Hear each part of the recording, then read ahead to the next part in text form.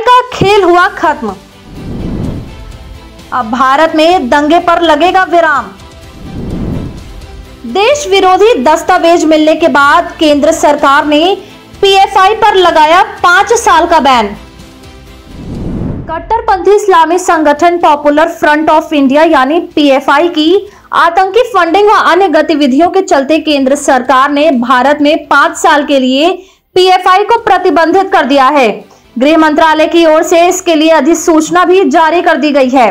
UAPA act के तहत इस संगठन पर प्रतिबंध लगाया गया है। 2017 में एनआईए ने गृह मंत्रालय को पत्र लिखकर इस संगठन पर प्रतिबंध लगाने की मांग की थी।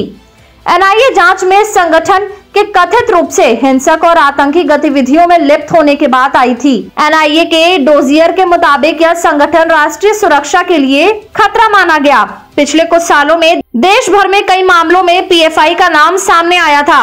नागरिकता कानून को लेकर उत्तर प्रदेश में हुई हिंसा हो या फिर दिल्ली के दंगे, इन सब का कनेक्शन पीएफआई से जुड़ा। इतना ही नहीं, बिहार में फुलवारी शरीफ में गजवाए हिंद स्थापित करने की साजिश में भी पीएफआई का नाम सामने आया था।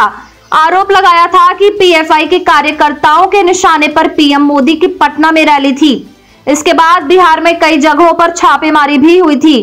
कर्नाटक में भी बीजेपी नेता प्रवीण नेतरू हत्या में पीएफआई कनेक्शन सामने आया था। इसके साथ ही तेलंगाना के निजामाबाद में कराटे ट्रेनिंग के नाम पर हथियार चलाने की ट्रेनिंग देने का भी आरोप पीएफआई पर लगा। इसी के मद्देनजर एनआईए, ईडी समेत राज्यों की पुलिस और एजेंसियों ने 22 सितंबर को देश भर में 15 राज्यों में पीएफआई के ठिकानों पर छापेमारी की थी।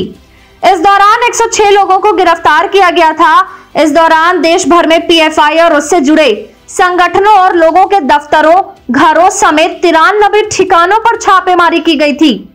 अधिकारियों ने पीएफआई के खिलाफ इसे अब तक की सबसे बड़ी कार्रवाई बताया था। जी हां, आपको बता दें कि केरल से पीएफआई चेयरमैन ओएएमएस सालम समेत 22 लोगों को गिरफ्तार किया था।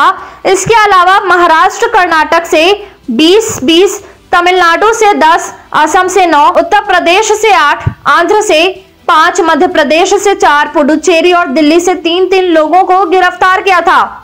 इतना ही नहीं, जांच एजेंसियों ने इस दौरान कई अहम सबूत और दस्तावेज भी जब्त किए थे।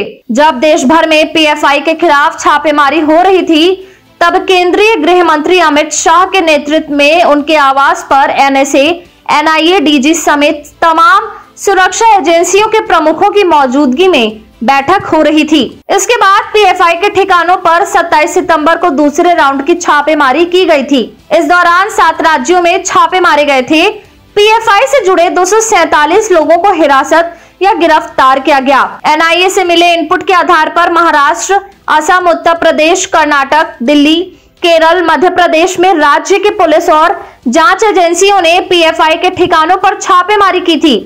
इन 2 राउंड की ताबड़तोड़ रेड के बाद पीएफआई पर यह कार्रवाई की गई थी। इन कार्रवाई के बाद गृह मंत्रालय ने एनआईए, ईडी समेत सभी जांच एजेंसियों से रिपोर्ट मांगी थी। इस कार्रवाई के बाद एनआईए ने आरोपियों को कोर्ट में पेश करते हुए बताया था कि कट्टरपंथी इस्लामी संगठन पीएफआई ने युवाओं को लश्कर-ए-तैयबा, इस्लामिक स्टेट और अल-कायदा सहित आतंकवादी संगठन में शामिल होने के लिए प्रोत्साहित किया है। वहीं ईडी ने कोर्ट को बताया था कि आरोपियों को पीएफआई के अन्य सदस्यों, हवाला, बैंकिंग चैनलों आदि के माध्यम से यह राशि मिली है। इस धन का इस्तेमाल गैर कानूनी गतिविधियों और अपराधों को अंजाम देने के लिए लिया गया है। पीएफआई के पदाधिकारियों की साजिश के तहत सालों से विदेश से फंड ट्रांसफर गुप्त या अवैध चैनल के जरिए किया जा रहा था।